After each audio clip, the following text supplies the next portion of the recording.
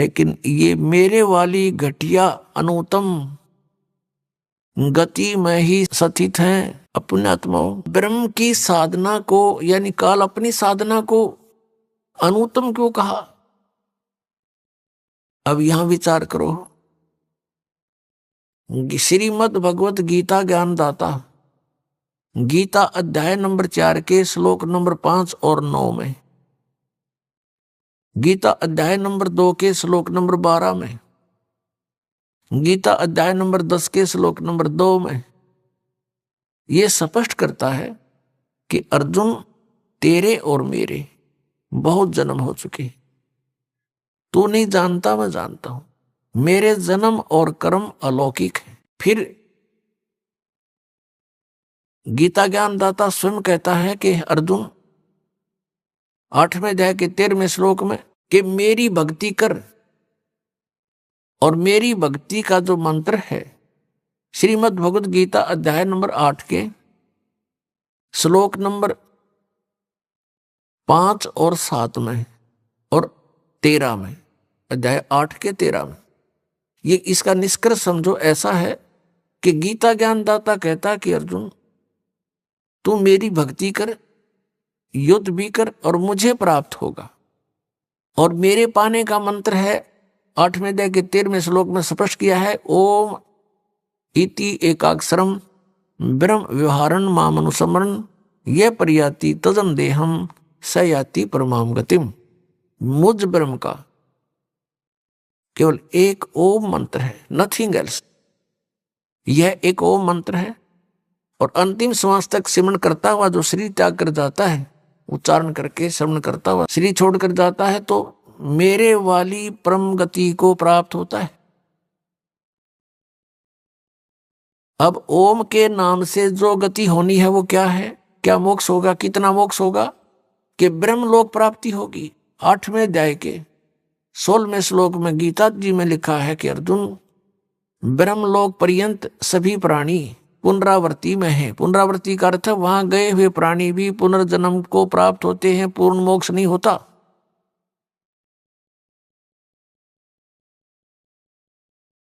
और यह अनुवादकर्ताओं ने 8वें अध्याय के 16वें श्लोक में अनुवाद गलत कर दिया। इन्होंने कर दिया कि मुझे प्राप्त प्राणी का पुनर्जन्म नहीं होता। इसका अर्थ ये बनता है कि जो ये विद्यते माने विद्य धातु है, ये विद्य माने जानना भी होता है, कि जो ये नहीं जानते कि मुझे प्राप्त प्राणी का पुनर्जन्म होता है तो वो मेरी साधना करके ब्रह्मलोक में जाने से भी पुनरावृत्ति को ही प्राप्त होते हैं, ब्रह्मलोक प्राप्त करते हैं और वहां से भी फिर जन्म मृत्यु में ही रहते। यदि यहां इनके अनुवाद को सही माने गीता अनुवादकर्ताओं का कि मुझे प्राप्त प्राणी का, गीता ज्ञानदाता कह रहा है कि मुझे प्राप्त प्राणी का पुनर्जन्म नहीं होता, तो ये सारे, और ये गीता जी अध्याय नंबर 4 के श्लोक 5, 9, गीता अध्याय नंबर 2 का श्लोक 12 और गीता अध्याय नंबर 10 का श्लोक 2 ये झूठे हो जाते हैं कि ये कहता है मेरे भी जन्म मृत्यु होते, साधक के भी, यानी तू मेरा साधक है तो तेरे भी जन्म मृत्यु होंगे अर्जुन। तो यहां इन्होंने अर्थों के अनर्थ कर डाले। अब गीता जी अध्याय नंबर 17 के श्लोक नंबर 23 में कहा कि ओम तत्सत इति निर्देश है ब्रह्मण त्रिविध समर्थ है। ब्रह्मण माने सच्चिदानंद घन ब्रह्म का 3 मंत्र के ओम तत्सत मंत्र की साधना का निर्देश है, नथिंग एल्स। और कोई मंत्र नहीं उस परमात्मा के पाने का, यानी पूर्ण मोक्ष कराने का। अब गीता जी अध्याय नंबर 8 के श्लोक नंबर 1 में अर्जुन ने पूछा कि आपने 7वें अध्याय के 29वें श्लोक में जिस तत्ब्रह्म के विषय में कहा कि तत्ब्रह्म को जानकर, सारे अध्यात्म को जानकर और पूरे सब कर्मों से परिचित प्राणी केवल जरा और मरण से मुक्ति पाने के लिए प्रयत्न करते हैं, वे संसार की किसी वस्तु की इच्छा नहीं रखते। तो 8वें अध्याय के प्रथम श्लोक में पूछा फिर किम तत्ब्रह्म, वो तत्ब्रह्म, वो परमात्मा कौन है, वो परमेश्वर कौन है? 8वें अध्याय के 3रे श्लोक में गीता ज्ञानदाता ने कहा कि वो परम अक्षर ब्रह्म है, यानी गीता ज्ञानदाता से कोई अन्य है वो। और फिर 15वें अध्याय के 1 से लेकर 4 में श्लोक में। और 18वें अध्याय के 62वें श्लोक में गीता ज्ञान दाता अपने से अन्य किसी परम अक्षर ब्रह्म यानी सर्वशक्तिमान की शरण में जाने को कह रहा है। उसकी कृपा से ही तू परम शांति को और सनातन परम धाम को प्राप्त होगा, 18वें अध्याय के 62वें श्लोक में। और गीता जी अध्याय नंबर 15 के श्लोक 1 से 4 का निष्कर्ष है कि उल्टा लटका हुआ संसार रूपी वृक्ष है और इसके सभी पार्ट्स को, सभी भागों को जो व्यक्ति जानता है, स वेदवित, वो वेद के तात्पर्य को जानने वाला है, अर्थात वो तत्वदर्शी संत है। गीता जी अध्याय नंबर 4 के श्लोक नंबर 32 में आपने अभी सुना, उसमें कहा कि जो अभी तक आपको ज्ञान बताया मैंने, चौथे अध्याय के 25 से लेकर 31 तक मंत्रों में, कोई ऐसी साधना करता है, कोई ऐसे यज्ञ करता है, कोई ऐसे यज्ञ माने धार्मिक अनुष्ठान करता है, उनसे हटकर चौथे अध्याय के 32वें श्लोक में कहा कि इस प्रकार की बहुत से विस्तार के साथ यज्ञों की जानकारी, धार्मिक अनुष्ठानों की जानकारी सच्चिदानंद घन ब्रह्म यानी ब्रह्मणे मुखे, उस सच्चिदानंद घन ब्रह्म की वाणी में लिखा है और वो तत्व ज्ञान है। चौथे अध्याय के 34वें श्लोक में कहा कि उस ज्ञान को तू तत्वदर्शी संतों के पास जाकर समझ, उनको दंडवत प्रणाम करने से, कपट छोड़कर प्रसन्न करने से वो तत्वदर्शी संत तुझे परमात्म तत्व का ज्ञान कराएंगे, उस तत्व ज्ञान से परिचित कराएंगे। तो यहां 15वें अध्याय के 1 से लेकर 4 में तत्वदर्शी संत की पहचान बताई है। वो कैसा होगा? ऊर्ध्व मूलम अधः शाखम अश्वत्थम प्राहु अव्यम छंदासी यस्य प्रणानी ये तम वेद स वेदवित। ऊपर को जड़ वाला, नीचे को तीनों गुण रूपी शाखा वाला, ये एक अविनाशी पीपल का वृक्ष तुल जानो, इस संसार रूपी वृक्ष समझो, और इसके पत्ते आदि सभी विभाग हैं, छंद हैं, और यह तम वेद इस अज्ञान में छुपे हुए इस संसार रूपी वृक्ष के सभी विभागों को जो जानता है, स वेदवित, वह तत्वदर्शी संत है, वह वेद के तात्पर्य को जानने वाला है। अब 15वें अध्याय के 1 से लेकर 4 का जो तात्पर्य है श्लोक का,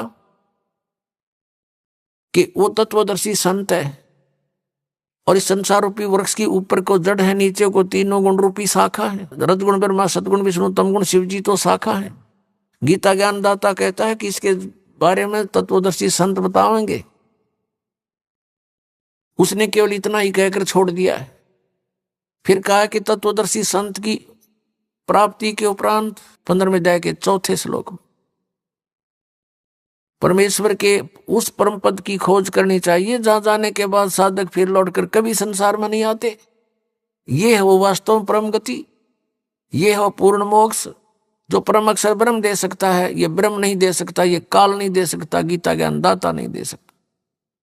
और जब तक जन्म मृत्यु समाप्त नहीं होगी तो सुख शांति नहीं हो सकती। इसलिए गीता जी अध्याय नंबर 18 के श्लोक 62 में कहा कि अर्जुन तू सर्वभाव से उस परमेश्वर की शरण में जा और उस परमेश्वर की कृपा से ही तू परम शांति को और शाश्वतम स्थानम यानी सनातन परम धाम को प्राप्त होगा। वो है वो परम पद जहां जाने के बाद कभी लौटकर संसार में नहीं आते। वो सत्यलोक है, शाश्वत स्थान, सदा रहने वाला स्थान यानी सत्यलोक। गीता जी अध्याय नंबर 8 के श्लोक नंबर अब 1 में अर्जुन ने पूछा कि किम तत्परम, उसका उत्तर दिया 3रे श्लोक में 8वें अध्याय के में कि वो परम अक्षर ब्रह्म है। 8वें अध्याय के 5 और 7 में तो गीता ज्ञान दाता कहता है मेरी भक्ति कर मुझे प्राप्त होगा, लेकिन युद्ध करना ही पड़ेगा। यानी ओम से शांति कभी नहीं हो सकती, ओम के जाप से जन्म मृत्यु सदा रहेगी और कर्म ये युद्ध करना ही पड़ेगा। फिर 8वें अध्याय के 8, 9, 10 में ये स्पष्ट किया है कि 17वें अध्याय के 23वें श्लोक में तो वो मंत्र बताया जिस तब सच्चिदानंद घन ब्रह्म मिलेगा, उसकी प्राप्ति होगी। और उसकी प्राप्ति के बाद फिर जन्म मृत्यु कभी नहीं होता, सनातन परम धाम प्राप्त होगा। तो यहां बताया कि उसकी भक्ति जो करता है, तत्वदर्शी संत की खोज करके, तत्वदर्शी संत से ये उपदेश प्राप्त करके ओम तत्सत का ओम तत्सत ये जाप नहीं है। ओम तो सीधा सरपुरुष का, ब्रह्म का, और तत् और सत ये सांकेतिक है। तत् है ये अक्षर पुरुष का, और सत है ये परम अक्षर ब्रह्म का, परम अक्षर पुरुष का, जो 8वें अध्याय के 3रे श्लोक में जिसके विषय में जानकारी दी। श्रीमद् भगवत गीता अध्याय नंबर 15 के श्लोक नंबर 16 और 17 में 3 पुरुष हैं, सरपुरुष अक्षर पुरुष। 16वें श्लोक में कहा कि सरपुरुष और अक्षर पुरुष ये 2 प्रकार के प्रभु हैं, परमात्मा हैं। वास्तव में परमात्मा नहीं है, लेकिन इनको भी परमात्मा कहते हैं। ये इनके अंतर्गत जितने प्राणी हैं और इनके सभी स्थूल शरीर यानी नाशवान हैं, ये भी नाशवान है दोनों प्रभु यानी पुरुष, और इनके अंतर्गत जितने प्राणी वो भी नाशवान है। जीवात्मा तो किसी की भी नहीं मरती, वो तो गधे कुत्ते की भी ना मरती। अब 15वें अध्याय के 17वें श्लोक में फिर कंसेप्ट क्लियर कर दिया कि उत्तम पुरुष है तू अन्य है। उत्तम पुरुष वो श्रेष्ठ परमात्मा, वो परम अक्षर ब्रह्म की तरफ संकेत है, जो संसार रूपी वृक्ष की मूल है, और उस मूल से सबको आहार प्राप्त होता है। पूरे संसार रूपी वृक्ष का उसी से पोषण होता है, वृद्धि को प्राप्त होता है। तो 15वें अध्याय के 17वें श्लोक में गीता ज्ञानदाता कह रहा है कि वो उत्तम पुरुष है तू अन्य है, और परमात्मा इति उदाहरते, जिसको परमात्मा कहा जाता है। और वो उत्तम पुरुष श्रेष्ठ परमात्मा तो कोई और है 16वें श्लोक में वर्णित इन दोनों सरपुरुष और अक्षर पुरुष से कोई और है। वो कौन है? वो परम अक्षर पुरुष है। परम अक्षर ब्रह्म कहो, परम अक्षर पुरुष कहो, उसको पूर्ण ब्रह्म कहो, या उसको सत्य पुरुष कहो। सत्य माने अविनाशी, पुरुष माने प्रभु। और वही यह लोक चरम आविश्य विवर्ती, वही तीनों लोकों में प्रवेश करके सबका धारण पोषण करता है। अवय ईश्वर है, वो है वास्तव में अविनाशी परमेश्वर। अब 8वें अध्याय के 8, 9, 10 श्लोक में स्पष्ट किया है कि अर्जुन जो उस परम अक्षर ब्रह्म की साधना करता है, जो 8वें अध्याय के 3रे श्लोक में गीता ज्ञानदाता जिसके विषय बता रहा है, उसकी जो भक्ति करता है उस मंत्र से, जो तत्वदर्शी संत से प्राप्त करके, वो फिर उसी को प्राप्त होता है, या उसको प्राप्त होता है। तो वो अविनाशी परमात्मा है, वो तो सतलोक में रहता है, सनातन परम धाम में रहता है। तो इस प्रकार जीव का मोक्ष होता है। अब हमारी पवित्र श्रीमद् भगवत गीता ये ज्ञान दे रहा है, और गीता ज्ञानदाता अपनी साधना को अनुत्तम बता रहा है, और ये अज्ञान आधार से अनुवाद करता हमारे गुरु, पूर्व के गुरु जो थे अज्ञानी, इन्होंने अनुत्तम का अर्थ ही अति उत्तम कर डाला 7वें अध्याय के 18वें श्लोक में और 7वें अध्याय के 24वें श्लोक में। इन अनर्थ कर डाले। 18वें अध्याय के 66वें श्लोक में गीता ज्ञानदाता कहता है कि सर्वधर्मान परित्यज माम, मेरे सत्र की जितने भी धार्मिक क्रियाएं हैं, अनुष्ठान हैं, वो मुझ में त्याग दे, यानी मुझे सौंप दे। जैसे ओम तत् सत में 3 मंत्र है। ओम तत् ये सांकेतिक, सत भी सांकेतिक है। ओम तो ब्रह्म का है। कहते मेरे सत्र की जितनी पूजाएं तूने की हैं वो मुझे दे दे, और उसके पश्चात उस परमेश्वर की एकम शरणम व्रज, एकम जिसके बराबर दूसरा ना हो, अद्वितीय सर्वशक्तिमान यानी परम अक्षर ब्रह्म, उसकी शरण में व्रज माने जाना होता है। इन अज्ञानियों ने सब ने व्रज माने आना कर रखे, आजा मेरी शरण में आजा। फिर ये गीता ज्ञानदाता कहता है कि अहम तवा सर्व पापेभ्यो मोक्षामि मा शुच, फिर मैं तुझे सब पापों से मुक्त कर दूंगा, तू चिंता ना कर। हम क्या करते रहे, जैसे तत्व ज्ञान के अभाव से परम संत मिले नहीं, ओम नाम का जाप, और गीता जी अध्याय नंबर 3 के श्लोक नंबर 10 से लेकर 15 में जो अनुष्ठानों की जानकारी दी है, यज्ञों की, वो 500 यज्ञ करते रहे, ओम नाम का जाप करते रहे, और इसके प्रतिफल को हम ब्रह्मलोक प्राप्त करके वहां भोगते रहे। और ब्रह्मलोक में जाने के बाद फिर हम वापस जन्म मृत्यु में रहे, हमारे ऊपर यह दंड बना रहा, और पाप के आधार से हम नरक भी जाते रहे। अब जब हमें परम अक्षर ब्रह्म मिल जाते हैं, उस सतनाम के जाप से, 2 अक्षर के सतनाम के जाप से हमारे पाप नाश हो जाते हैं। और हम क्या करते रहे, पुण्य तो हम स्वर्ग में खाते, और पापों को भोगने के लिए इसने नरक बना रखा। उस नरक में हम भोगते, दंड, दुख पाते, दंड पाते, और फिर 84 लाख योनियों के कष्ट भी भोगने पड़ते। यहाँ का ऐसा विधान है। तो ये क्या कहता है कि जब तू उसकी शरण में चला जाएगा तो मेरे सतर्क का जो हम क्या जो अपना पुण्य था वो बर्बाद कर देते थे, उस पुण्यों को हम इसको दे देंगे। हम इसके ऋणी हैं। कैसे ऋणी हैं कि इस काल भगवान ने 70 युग तपस्या करके और 64 युग एक, तब इसने ये 21 ब्रह्मांड प्राप्त किए थे परम अक्षर ब्रह्म से, इस सरपुरुष ने, सरब्रह्म ने। और ये आप देख रहे हैं पृथ्वी कैसे घूम रही है, ये स्वयं भी घूम रही है ऐसे, और ये ऐसे भी घूम रही है। हम इसमें अपनी गलती से इसके साथ बैठकर आगे इसके विमान में, यहां आगे हम 16 शंख कोश की दूरी पर। अब यहां आने के बाद इसने हमारा दुरुपयोग किया। हम जो पूंजी लेकर आए थे, हम बड़े सेठ साहूकार के पुत्र थे, परम अक्षर ब्रह्म के पुत्र पुत्री थी, और हम बहुत धनी थे। हम अपनी पूरा पूंजी लेकर साथ आए थे। उस पूंजी को इसने टैक्स लगाया हमारे ऊपर, ऊपर स्वर्ग रखे, जैसे हमें महास्वर्ग बना रखा ऊपर, उसमें रखे, और वहां के चार्जेज रख दिए, इतने चार्ज होंगे प्रतिदिन के। तो ये उससे अपना काम चला रहा है। अब जैसे इस पृथ्वी पर हम आए, ये पृथ्वी घूम रही है विमान की तरह, तो इसका जो चार्ज इसने रख रखा है वो चार्ज हमसे लेता है।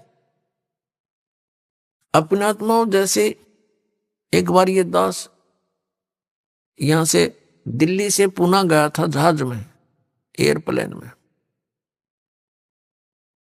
तो वहां से वहां तक का किराया लगभग 6,000 रुपये था, और उसके अंदर ही सारा चाय पानी खाना सारी व्यवस्था करते हैं।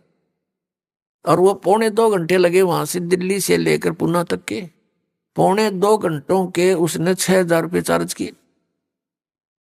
और हम बैठे इसके विमान में, किराया कितने दिन तक, तो ये कहता मेरा किराया दे मुझे, जब छोड़ूं तुझे, हम फिर इसका किराया दे देंगे इसको। अब फिर हम इसके जो पूंजी को बर्बाद करते थे वो ना करके इसका जितना चार्ज है इसके 70 की भक्ति का इसको दे देंगे।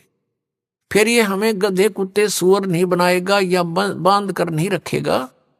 इसलिए 18वें अध्याय के 66वें श्लोक में ये गीता ज्ञानदाता सरपुरुष है, श्री कृष्ण में बोल रहा है, ये ब्रह्म है, ये काल है, 21 ब्रह्मांड का स्वामी है, हम इसके लोक में यहां रह रहे हैं।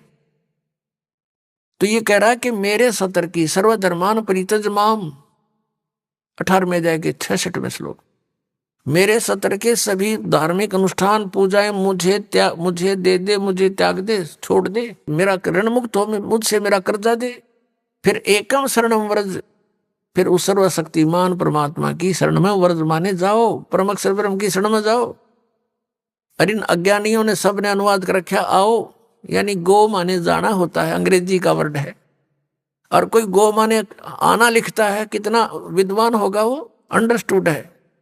और इन अज्ञानियों ने ऐसा कर रखा, आज तक हम आंखें बंद करके इनको महाविद्वान मानकर इनकी सब अज्ञान और ज्ञान को हम स्वीकार करते रहे, सत्य मानते रहे। इन्होंने हमें डबो डाला। अब श्रीमद् भगवत गीता में श्री कृष्ण जी का कोई रोल नहीं, ये पूरा रोल काल का है। काल ये सरपुरुष है, किस ब्रह्मांड का स्वामी है। और यहां सांप लगा हुआ 1 लाख मानव शरीरधारी प्राणियों का निताहार करने का, जिस कारण से इसने हमें अज्ञानी बना करके यहां बाई फोर्स रोका हुआ है, बलपूर्वक रोक रखा है। सब कार्य बलपूर्वक करवाता है। हमारे अंदर ऐसे मैट्री, ऐसा इसने फीड कर दिए गुण कि हम ये प्राणी विवश होकर के उनके बस कार्य करता। जैसे कोई शराब भांग पी लेता है, फिर उस जीव के बस का नहीं रहता, वो कैसी गतिविधि करे। तो ऐसे हमारे साथ इसने कर रखा है। बच्चे उत्पन्न कराता है, खाता है। आप जैसे कसाई बकरियों को इकट्ठा छोड़ देता है, वो संतान उत्पत्ति करते हैं अपनी वासना के वश होकर के, और उन बच्चों में उनकी खूब ममता भी होती है, और कसाई खाता है और वो उनको अपने बच्चे मानते रहते हैं। यही स्थिति परमात्मा कबीर जी ने बताई कि तुम यहां कसाई के लोक में रह रहे हो, इस काल के लोक में रह रहे हो, और यहां तुम्हारी जन्म मृत्यु कभी समाप्त नहीं हो सकती, और ये दुख तुम्हें सदा बने रहेंगे, चाहे स्वर्ग में जाओ चाहे महास्वर्ग में जाओ, इसके में वहां पूरा होते ही समय वापस फिर यहां लौट कर आना पड़ेगा। तो प्रसंग चल रहा है कि हम यहां उसी पर आते हैं कि 7वें अध्याय के 18वें श्लोक में गीता ज्ञानदाता ने अपनी गति को भी अनुत्तम कहा है, अश्रेष्ठ कहा है, क्योंकि जन्म मृत्यु मिटे नहीं, पूर्ण मोक्ष हो नहीं सकता, सनातन परम धाम प्राप्त नहीं हो सकता, और सनातन परम धाम प्राप्त हुए बिना शांति नहीं हो सकती। तो वो गति फिर व्यर्थ है, यूजलेस है, अनुत्तम है, घटिया है। इसका उदाहरण देते हैं, क्या बताते हैं, परमात्मा कबीर देव जी ने अपना तत्व ज्ञान अर्थात सच्चिदानंद घन ब्रह्म की वाणी स्वयं आकर के बोली है, और वही ज्ञान आदरणीय गरीबदास साहिब जी में फीड करके उनके मुख कमल से बाहर निकलवाया है। उसमें क्या बताया है,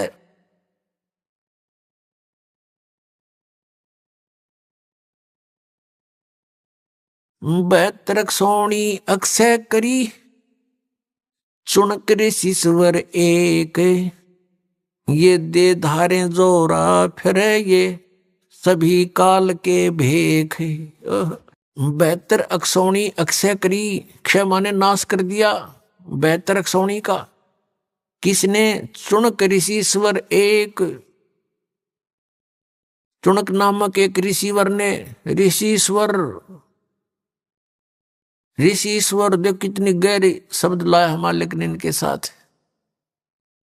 एक तो ऋषि सिंपल, एक ऋषिस, एक ऋषियों, ऋषिश्वर, ऋषियों में भी श्रेष्ठों से भी श्रेष्ठ, उस ऋषि के ये लक्षण हैं क्या, कि बेहतर अक्षौणी मानदाता चक्रवर्ती राजा की बेहतर अक्षौणी का नाश कर दिया, खा गया, अक्षय करी, बेहतर अक्षौणी अक्षय करी, चुनक ऋषि सुवर एक, ये दे धारे जोरा फिरे, ये सभी काल के बेख।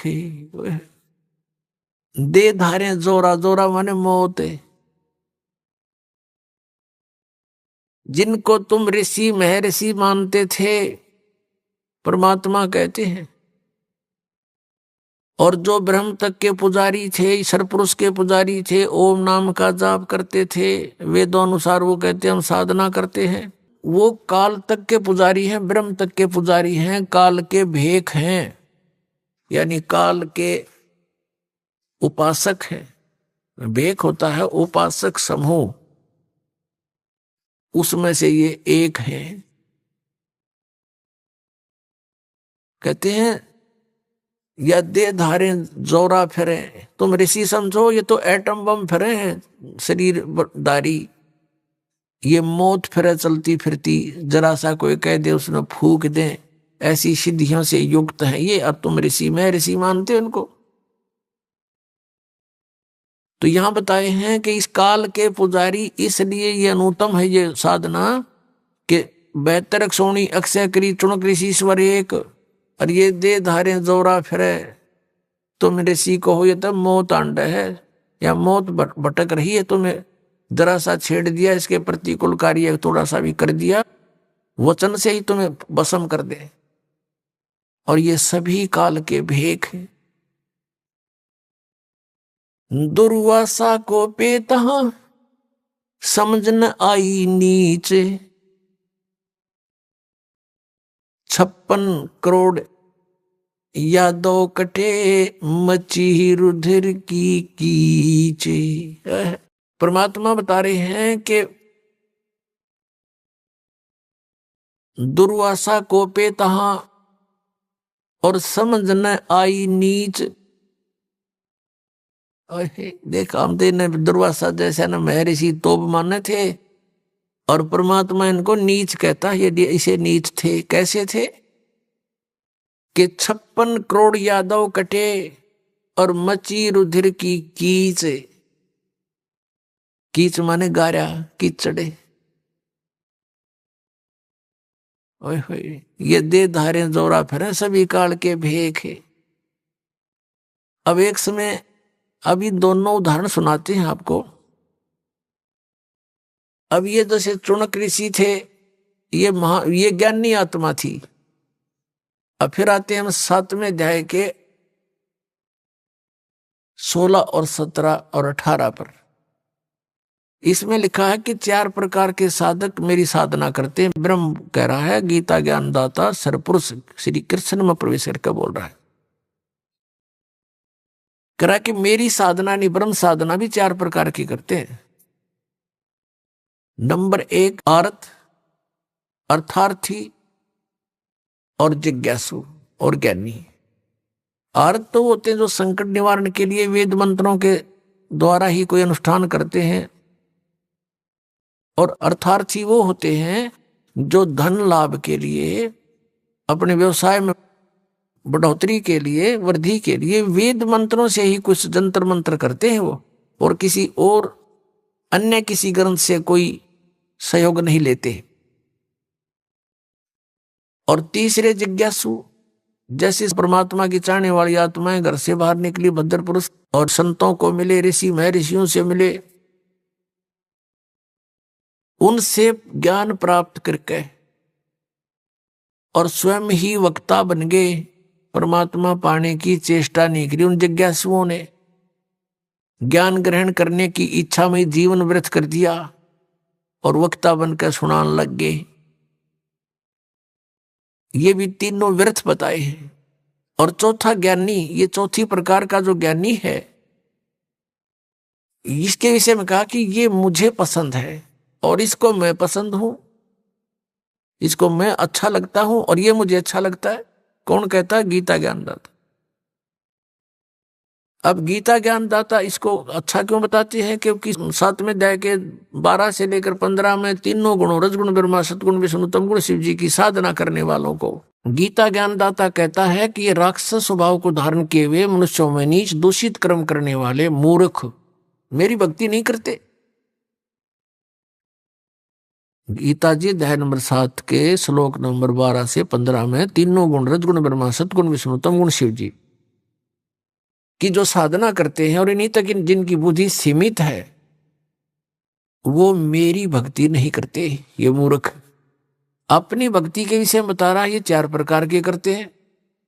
इन 4 प्रकार में से भी फिर ज्ञानी को कहता है कि ये ज्ञानी मुझे पसंद है, मुझे अच्छा लगता है, क्योंकि इसने मुझे मेरी भक्ति की, और इसको मैं अच्छा लगता हूं क्योंकि ज्ञानी वो होता है जिसको ये ज्ञान हो जाए कि भाई मनुष्य जीवन का उद्देश्य क्या है। उसको उद्देश्य का पता लगता है कि इस उद्देश्य केवल यही है कि मोक्ष हो, जन्म और मृत्यु से छुटकारा हो। और वेदों में लिखा है कि जन्म और मृत्यु का छुटकारा तो केवल परम अक्षर ब्रह्म की शरण में जाने से होगा।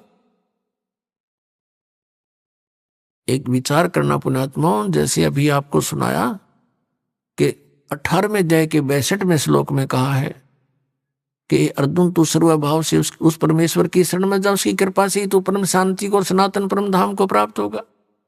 गीता जी अध्याय नंबर 15 के श्लोक नंबर 1 से 4 में कहा कि उल्टे लटके हुए संसार रूपी वृक्ष को जो जानता वो तत्वदर्शी संत है, उसके सभी भाग बता देता है। तो उसके पश्चात परमेश्वर के उस परम पद की खोज करनी चाहिए तत्वदर्शी संत की प्राप्ति के उपरांत, जहां जाने के बाद साधक फिर लौटकर कभी संसार में नहीं आते। और अपनी जानकारी चौथे अध्याय के 5वें और 9वें श्लोक में, दूसरे अध्याय के 12वें श्लोक में, 10वें अध्याय के दूसरे श्लोक में गीता ज्ञानदाता कहता है, अर्जुन तेरे और मेरे बहुत जन्म हो चुके, तू नहीं जानता मैं जानता हूं। तो इससे सिद्ध हो गया कि वो अपने से किसी अन्य परम अक्षर ब्रह्म की तरफ संकेत करा कि उसकी शरण में जाने से मोक्ष होगा। तो इन ज्ञानी आत्माओं ने वेदों को पढ़ा, क्योंकि श्रीमद् भगवद गीता 4 पवित्र वेदों का सारांश है, कोड वर्ड इसमें अधिक है, और उसको तत्वदर्शी संत ही जान सकता है। गीता ज्ञानदाता भी अपरिचित है, उसने ऑप्शन छोड़ दिया है कि तत्वदर्शी संत बताएगा। तो इन ज्ञानी आत्माओं को जिन्होंने वेदों को पढ़ा, उसमें उनको ये जानकारी होगी कि तीनों गुण की भक्ति नहीं करनी चाहिए, इसे मोक्ष नहीं हो सकता। फिर उनको ये भी ज्ञान हुआ कि मनुष्य जीवन केवल मोक्ष प्राप्ति के लिए प्राप्त है। फिर इनको वेदों से ये भी जानकारी हुई कि पूर्ण मोक्ष तो उस समर्थ शक्ति से होगा, पूर्ण परमात्मा से होगा। अब चारों वेदों में केवल वे ऑफ वर्शिप तो ब्रह्म तक की है और जानकारी परम अक्षर ब्रह्म की अत्यधिक है। अब इनको तत्वदर्शी संत नहीं मिला, ऋषियों को, ज्ञानियों को। उन्होंने स्वयं निष्कर्ष निकाला श्री ब्रह्मा जी से डिस्कस करके, क्योंकि श्री ब्रह्मा जी को चारों वेद प्राप्त हुए थे सागर मंथन में, और ब्रह्मा जी ने वेदों को पढ़ा जैसा उसने समझा, क्योंकि इनकी बुद्धि ब्रह्म के हाथ में है, काल के हाथ में है। और ब्रह्मा जी का जब जन्म हुआ और उसको जब वो युवा हुआ तब तक वो बेहोश था, अचेत था। फिर कमल के फूल पर इसको रख दिया गया, वहां इसको सचेत किया गया। तो इसने देखा मैं कहां से आ गया, मेरा क्या उद्देश्य है। तो इस काल भगवान ने आकाशवाणी करी कि तप करो, तप करो। ब्रह्मा जी ने 1000 वर्ष तक तप किया। जब इसमें सिद्धि आ गई, उच्चारज हो गया, तब इसने आकाशवाणी करी कि अब सृष्टि करो। तो वो जो आकाशवाणी थी वह थी तब ब्रह्म की, इस काल की, सरपुरुष की। और ब्रह्मा ने सोच लिया ये परमात्मा की आकाशवाणी है, तप करना। ये तो इसको वेद प्राप्त होने से पहले आकाशवाणी हो चुकी थी। फिर जब ये तीनों भाई इकट्ठे किए हुए, इनको आदेश दिया दुर्गा ने कि जाओ तुम सागर मंथन करो। तो दुर्गा जी के आदेश से तीनों ने, रजगुण ब्रह्मा सतगुण विष्णु तमगुण शिव जी ने सागर मंथन किया। प्रथम बार ये 4 वेद निकले, चारों वेद ब्रह्मा को प्राप्त हुए। फिर ब्रह्मा जी ने पढ़ा, तो ब्रह्मा जी ने वेदों में, जैसे यजुर्वेद अध्याय नंबर 40 के मंत्र नंबर 15 में स्पष्ट किया है कि वायु अनिलम अमृतम अथिदम भस्मांतम शरीरम ओम कर्तु समर किल्वे समर और कर्तुम समर। ओम नाम का जाप काम करते करते सिमरण करो, विशेष कसक के साथ यानी श्रद्धा के साथ स्मरण करो, किलबलाहट के साथ, ररंकार धुन से। यानी एक ऐसी ररंकार धुन, ये नहीं ये नाम देते हैं 5 नाम, उनमें नहीं। ररंकार का अर्थ है जैसे मरता हुआ आदमी अपनी जीवन याचना करता है, ऐसे ऐसे इस मंत्र में श्रद्धा रखे जो भी जाप करे। तो कहते हैं फिर और काम करते करते सिमरण करो, ओम नाम का जाप करो। ऋषियों ने ये जान लिया कि ओम इज द मंत्र ऑफ कंप्लीट गॉड। इन्होंने जैसे यजुर्वेद अध्याय नंबर 40 के श्लोक नंबर 15 में तो ब्रह्म अपने विषय में बता रहा है कि मुझ ब्रह्म का ये एक ओम मंत्र है। और 17वें श्लोक में यजुर्वेद के 40वें अध्याय के अंतिम श्लोक, अंतिम अध्याय इस यजुर्वेद का, उसमें स्पष्ट कर दिया है। गीता ज्ञानदाता कहता है कि वो पूर्ण परमात्मा तो प्रोक्ष है, वो तो गुप्त है, वो तो ऊपर सतलोक में रहता, तेजों में लोक में रहता है। और मैं ब्रह्म हूं, मेरा ओम मंत्र है। मैं ब्रह्म खम माने अंतरिक्ष में रहता हूं, यानी ब्रह्मलोक में रहता हूं। मेरी साधना करेगा तो मुझे प्राप्त होगा। तो यह कंसेप्ट क्लियर कर दिया कि वो तो प्रोक्ष है। और फिर उस प्रोक्ष परमात्मा को, गुप्त परमात्मा को, जैसे संसार रूपी वृक्ष की जड़ें जमीन में गुप्त रहती हैं, वो प्रोक्ष है और वहीं से सब कुछ हो रहा है। तो जैसे गीता जी अध्याय नंबर 4 के श्लोक नंबर 32 और 34 में कहा है कि उस तत्व ज्ञान को जो परमात्मा ने आकर बोला है वो तत्व ज्ञान है, सच्चिदानंद घन ब्रह्म की वाणी में। उस ज्ञान को तत्वदर्शी संतों के पास जाकर समझो, उनको दंडवत प्रणाम करने से और फिर नम्रता पूर्वक प्रश्न करने से वो तत्वदर्शी संत तुझे उस परमात्मा के बारे में जानकारी देंगे। गीता ज्ञानदाता कहता मैं नहीं जानता उसके विषय। अब ये यजुर्वेद अध्याय नंबर 40 के श्लोक नंबर 10 से लेकर 13 में कति कंसेप्ट क्लियर वही किया है कि कोई तो परमात्मा को जन्म लेने वाला बताते हैं, साकार। कोई कहते हैं वो असंभवात, वो जन्म लेता ही नहीं, उत्पन्न नहीं होता, वो निराकार। इसकी जानकारी वो धीराणाम माने तत्वदर्शी संत जिनका टिकाऊ ज्ञान है वो बताएंगे, उनसे सुनो। तो इससे सिद्ध हो गया कि वेद ज्ञानदाता और गीता ज्ञानदाता एक है। ये कहता कि मैं भी उस वास्तविक ज्ञान से अपरिचित हूं। तो इन ऋषियों को वो तत्वदर्शी संत मिला नहीं, यजुर्वेद अध्याय नंबर 40 के मंत्र 15 से ले लिया कि ओम नाम उस पूर्ण परमात्मा का है, और उधर से ब्रह्मा के लोक वेद से काल के द्वारा दिए गए ज्ञान से ये हठ योग आकाशवाणी की थी, तप करो तप करो। और फिर कहा था अब चलो सृष्टि करो। सूक्ष्म वेद में परमात्मा ने कहा था ब्रह्मा जी को, काल ने क्या बोला, तपो तपो कर वाक्य सुनाया, लोक रचो बल मेरी माया। एक तपो तपो कर आवाज कर दी इसने, काल ने, और कहा इब तुम जब तप कर दिया, जब कहा लोक रचो बल मेरी माया, कहती है सब मेरा जाल है, अब लोक रचो, अब सृष्टि रचो, तुम जाओ, वो चार्ज होगी बैटरी, अब अपनी बर्बाद करो। तो यहां इन ऋषियों ने कुछ अज्ञान कुछ ज्ञान, जैसे ब्रह्मा जी से प्राप्त ज्ञान से हठ योग शुरू करा। ब्रह्मा जी ने बताया कि मुझे परमात्मा की आकाशवाणी, मैंने 1000 वर्ष तप किया, फिर आकाशवाणी हुई कि सृष्टि करो। तो ये भी उन्होंने परमअक्षर ब्रह्म की वाणी मान ली, या थी काल की आकाशवाणी, और उधर से ओम नाम वहां से ले लिया। गीता जी में लिखा कि अर्जुन, यदि तू हट करके बैठ गया एक स्थान पे तो तेरा निर्वाह कैसे चलेगा। तो कहने का भाव यह है कि हठ योग नहीं करना, किसी भी शास्त्र में नहीं लिखा है। अब आपने सुन लिया, यजुर्वेद अध्याय नंबर 40 के मंत्र नंबर 15 में स्पष्ट किया है कि ओम करतु समर केलवे समर और करतुम समर। ओम नाम का जाप काम करते करते सिमरण करो, विशेष कसक के साथ सिमरण करो, अपना मनुष्य जीवन का मूल कर्तव्य जानकर सिमरण करो। हठ योग एक स्थान पर बैठकर करने को नहीं कहा। ऐसा नहीं है कि जैसे आप बैठे हो तो बैठ के भी कर लो, समय काम नहीं है, कोई दिक्कत नहीं, लेट कर लो, चलते कर लो। जैसे सूक्ष्म वेद में कहा कि नाम उठत नाम बैठत, नाम सोवत जागबे, नाम खाते नाम पीते, नाम से ती लागबे। तो इस प्रकार ये साधना तो इस तरीके की है, ये वेदों अनुसार यानी सदग्रंथों में तो ये सहज साधना है, सहज साधना, सिंपल वर्शिप।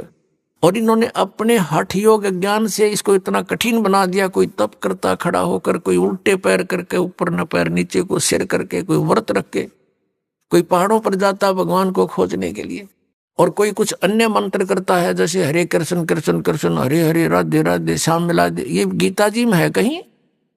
तो गीता जी में जो लिखा है वो साधना है भक्ति की। उससे छोड़कर जो साधना या मंत्र हम करते हैं वो शास्त्र विधि को त्याग कर मनमाना आचरण है, वो यूजलेस है। गीता जी अध्याय नंबर 16 के श्लोक 23 में कहा कि अर्जुन, जो शास्त्र विधि को त्याग कर मनमाना आचरण करते हैं, न तो उनकी गति हो सकती, न उनको सुख हो, न कोई सिद्धि प्राप्त हो सकती, यानी यूजलेस।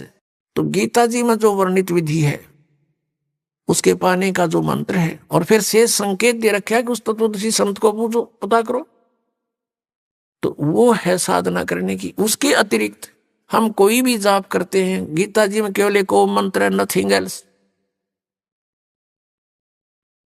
अब इस काल ने एक समस्या और पैदा कर रखी है कि गीता जी में 2 प्रकार का ज्ञान है। एक तो वेदों वाला ज्ञान है, और एक इस काल ने अपना मत भी इसमें थोप रखा है। स्थान स्थान पर कहता है ये मेरा मत है, ये मेरा मत है। जहां इसने ये नहीं कहा मेरा मत है, वो वेद ज्ञान है।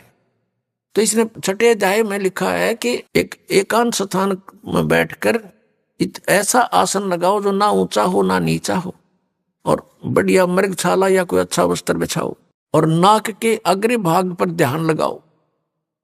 ये है इसका अपना मत। और फिर श्रीमद् भगवद गीता अध्याय नंबर 3 के श्लोक नंबर 8 में क्या लिखा है देखिएगा। श्रीमद् भगवद गीता, अब ये अध्याय नंबर 3 है श्रीमद् भगवद गीता का, और श्लोक नंबर 8 है। यहां से ये शुरू है, यहां इसका अनुवाद है, तू शास्त्र विहित कर्तव्य कर्म कर, के शास्त्रों में लिखा हुआ साधना उसके अनुसार साधना कर,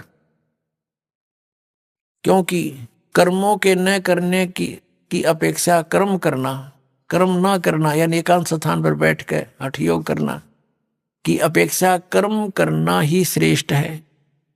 तथा कर्म न करने से तेरा निर्वाह, शरीर निर्वाह भी तो नहीं सिद्ध होगा। तेरा गुजारा कैसे होगा यदि तू एक स्थान पर बैठ गया।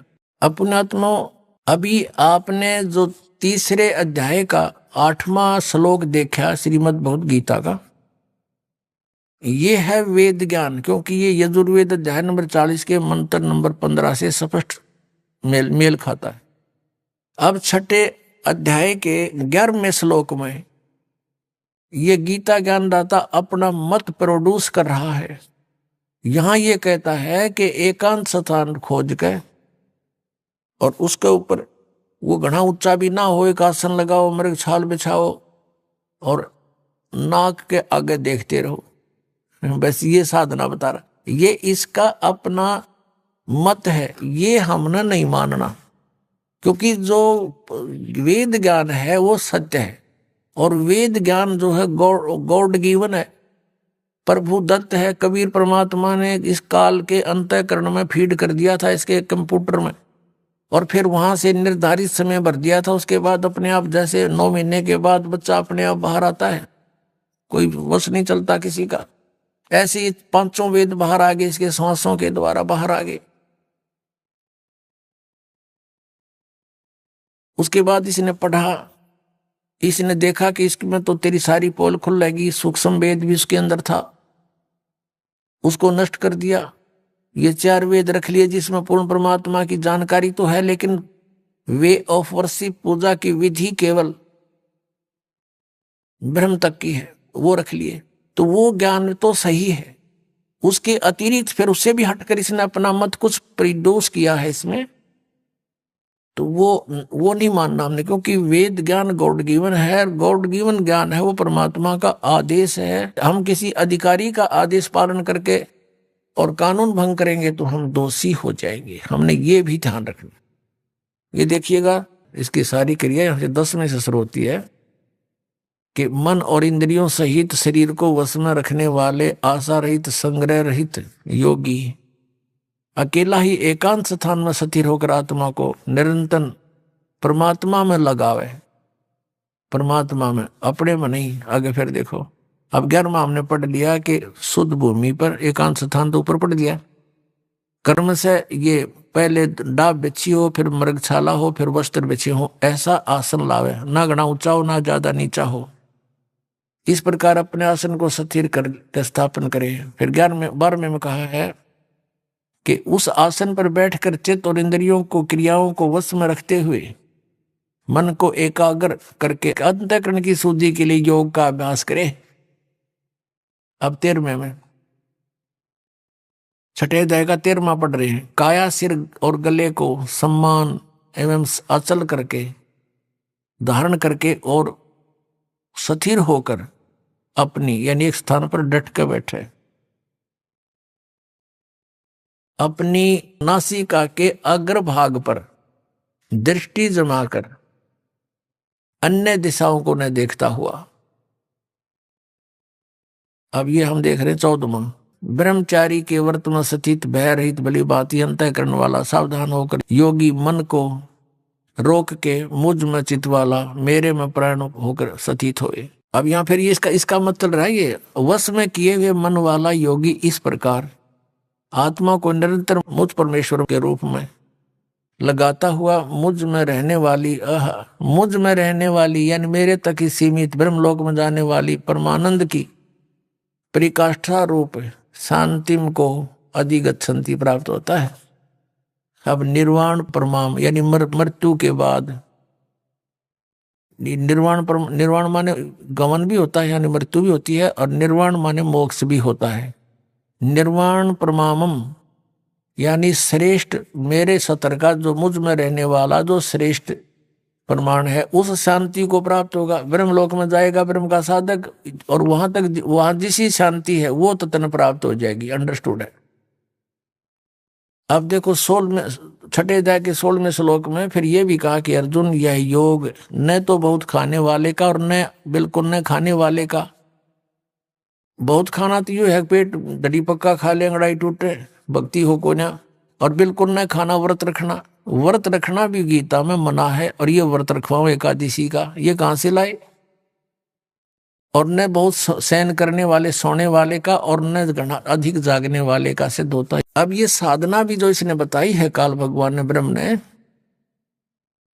इसने अपने सत्र का ज्ञान भी दिया है कि इस प्रकार करो, और इससे मेरे से मिलने वाली जो शांति है उसको प्राप्त हो सकते हो।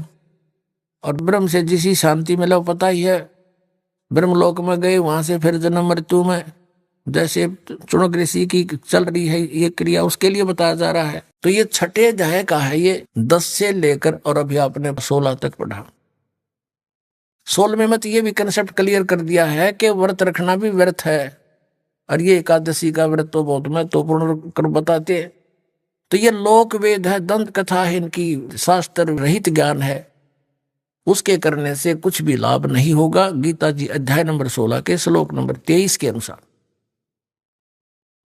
अब हम फिर उसी प्रसंग पर आते हैं कि जैसे तीसरे अध्याय के 8वें श्लोक में गीता ज्ञानदाता कहता है, यदि तू एक स्थान पर बैठ गया, ये तो वेद ज्ञान है, और काम छोड़ दिया, तेने कर्म करेगा नहीं, तो तेरा निर्वाह कैसे होगा? ये तो सही है। और यहां इसने बताया छठे अध्याय के अंदर 10 से लेकर 15 तक ये बताया कि इस प्रकार करने से और मुझ से मिलने वाली जो शांति व तन पता जैसी मिलेगी, ब्रह्मलोक प्राप्त होगा, वो प्राप्त हो सकती है। तो ये इसका मत है। हमने इसके मत को स्वीकार नहीं करना जो सूक्ष्म वेद में लिखा है, और उसके वही जो का जो गीता में मिलता है वो सही क्लियर ज्ञान है, स्पष्ट ज्ञान। अब हम आते हैं उसी प्रसंग पर कि वेदों में कहीं पर भी ये 2.5 घंटे सुबह 2.5 घंटे शाम बैठकर साधना करने का विधान नहीं, और न ही परमात्मा प्राप्त महापुरुषों की वाणी में जिन्होंने भगवान पाया, जिनमें कौन कौन है? आदरणीय धर्मदास साहिब जी, आदरणीय मलुकदास साहिब जी, आदरणीय नानक साहिब जी, आदरणीय दादू साहिब जी, आदरणीय गरीबदास साहिब जी, गांव छुडानी, जिला झज्जर हरियाणा वाले, और आदरणीय घीसा दास साहिब जी, गांव खेकड़ा, जिला मेरठ वाले, उत्तर प्रदेश वाले। इन महापुरुषों की वाणी, इनकी क्रियाएं, इनका जीवन देखिएगा आप। ये सभी काम करते थे, गृहस्थी थे, बाल बच्चेदार थे, अपना जो भी जिसका जैसा व्यवसाय था उस काम के करते करते भक्ति किया करते थे, और वैसा ही विधान वो बताकर हमें चले गए। हम अब उसी प्रसंग पर आते हैं 7वें अध्याय के 18वें श्लोक में, जो गीता ज्ञानदाता कहता है कि मेरी साधना करने वाले जो मेरी भक्ति करते हैं वो मेरे वाली ही अनुत्तम गति में सचित है, इसी में रह गई, पार नहीं हुई। तो एक चुनक ऋषि था, इसने वेदों को पढ़ा और ब्रह्मा जी या अन्य ऋषियों से कुछ ज्ञान जो इसने ग्रहण किया, उससे तो हठ योग और ओम नाम का जाप, ये वेदों अनुसार ब्रह्म का काल की पूजा कर ली। तो इन दोनों को करते हुए ये क्या करते हैं? पहले बैठते हैं, ओम नाम का जाप शुरू करते हैं, उच्चारण करते करते, फिर धीरे धीरे ये अंतर्मुखी होने लग जाते हैं, हठ योग करते रहते हैं साथ में। हठ योग करते हैं तो इनकी अंदर जो हमारे शरीर में चैनल बने हुए, चैनल जैसे टीवी में होते, मूल कमल ये गणेश जी का चैनल है, उसके लोक में जो कुछ भी क्रियाएं हो रही हैं उसको हम अपनी बॉडी में बने इस चैनल पर देख सकते हैं, जिसका ये चैनल ऑन हो गया। और दूसरा स्वाद चक्र है, उसमें सावित्री ब्रह्मा जी का चैनल है, उसके लोक का जो भी कार्यक्रम हो रहा है इसमें हम देख सकते हैं। फिर नाभि कमल है, नाभि कमल में विष्णु और लक्ष्मी जी के लोक की क्रियाएं इस नाभि कमल रूपी चैनल में आप देख सकते हैं, वहां के हो रहा है। जिसकी आत्मा इसमें पहुंच गई उसमें वो वहां देख सकता है, दूरबीन इसकी वहां लग गई। हृदय कमल में दोनों सतनों के बीच में यहां हृदय कमल है, बैक में, रीढ़ की हड्डी के अंदर की तरफ, बैक बोन के अंदर की तरफ। तो वहां पर भगवान शिव और पार्वती का ये चैनल है, कमल है, और उनके लोक में जो कुछ भी होता है वो इसमें देखा जा सकता है। और कंठ कमल में यहां पीछे की साइड में दुर्गा जी का यानी देवी का स्थान है, उसके लोक